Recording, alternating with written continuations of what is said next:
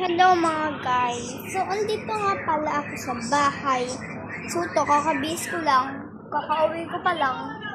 Di ba? Pumunta kami sa San Rafael. Sa may bundok. Doon. Nagbundok kami. Kaya ako sa post kanina. Ligo-ligo kasi ako kanina, te. Halos maligo na ako. Ayan, eto. Basa pa sa unti-unti. Basa. Onte lang. Sobrang onte. Siguro ito konti.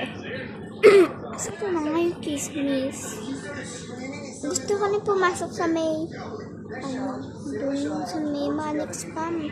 Kasi ang dami na nakakapasok doon. So, ako isang bida-bida.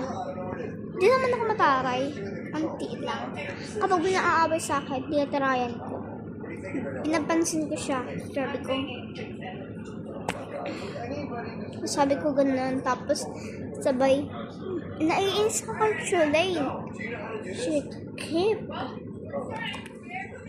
I am mad of Shulain kasi sobrang taray niya. Tinatarayan niya sila Nika, sila Shulain, mga ganun, sila Elaine. Tinatarayan niya. Iinis ako sa kanya. Gusto ko siya sabakin kapag nakapasok talaga ako sa Manic Spam nandasin sa akin.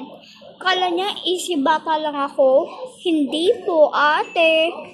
Hindi po ako, mukha lang po akong bata. Pero, yun totoo. 8 years old lang. 8 years old na po ako. Hindi ba ang ko pa?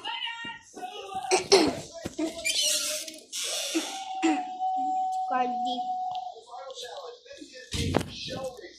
Ay, chismis. Nagkaka-crush ako.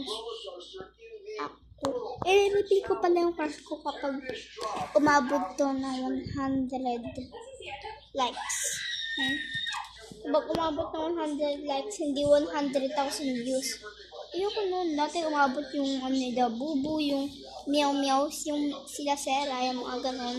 Isa pinakadulo. Ayun. So, mamaya, mag-makeup ako. Gagayahin ko si Shulain. Ang taray ako. Gagayahin ko si Shulain. Panoorin nyo rin yun ha. Panoorin nyo. Kasi like ko. Yun. Mamaya, gagayahin ko si Shulain. So, hintayin ko lang to mag 3 minutes. Wait lang. Hintay lang tayo. I-reveal ko talaga crush ko. Promise. I-reveal ko crush ko kapag umabot ng 100,000 likes. 100,000 hindi 100 likes ha.